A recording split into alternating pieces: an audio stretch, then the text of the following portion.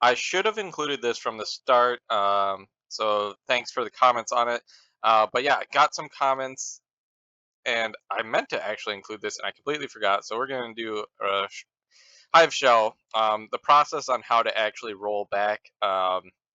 There's really no good way to do it, unfortunately. Your kernel is directly related to your OS install.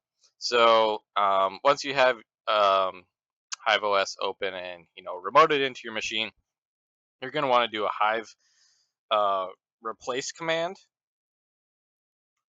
and then I always do dash L. You should do dash L as well. That's just to see the current repository, what's available, and this is where you'll kind of see what I was talking about. So obviously 0 is to exit out of this command, but the first couple here, both the stable image and the beta image, are using kernel 6.1.65. Now you'll see that 2 and 3 are beta, and same with 4 as a beta image. So they've been testing this kernel 6 for quite some time. And when they finally released it to the stable channel back in June, or it looks like May, actually May 30th, that's when they chose 6.1.90. Again, that's where there seems to be an issue with memory leak with certain mining software. So I rolled back, and how you roll back, like I said, is you do this hive replace command dash L to get this list, and you're going to want to choose the last one that it's a stable image, not a beta image, unless you are looking for a beta. But again, all the betas are going to have the same problem, unless you go really far back. But you want to select number 5 currently, as of today's date. This is July 16th. The number 5 option, so 2023 May 12th stable image. You would want to press 5, and then you're going to press enter. You're going to get a little pop up, and then you're going to have to type yes. I'm not going to do this because I already did this.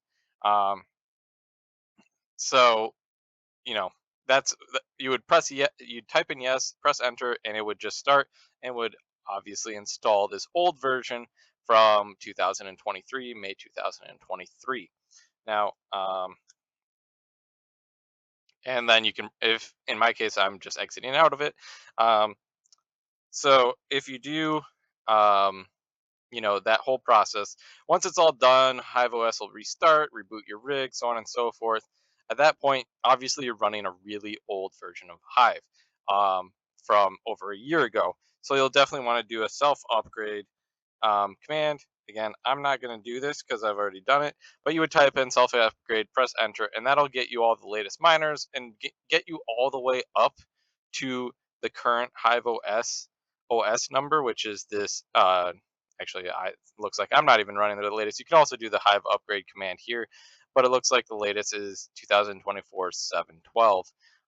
So you can do an upgrade, and the thing is, by doing self upgrade, whether it's here in the GUI or while you're remoted in, it will actually um, not overwrite the kernel, so you will stay on the old kernel. So you'll see that I am running a very new version of HiveOS, only a couple weeks old, from July 9th, but I'm on the old kernel. The only way to replace the kernel is to do a full reinstall of the OS. Um, so all these upgrades and everything are still compatible with the old kernel.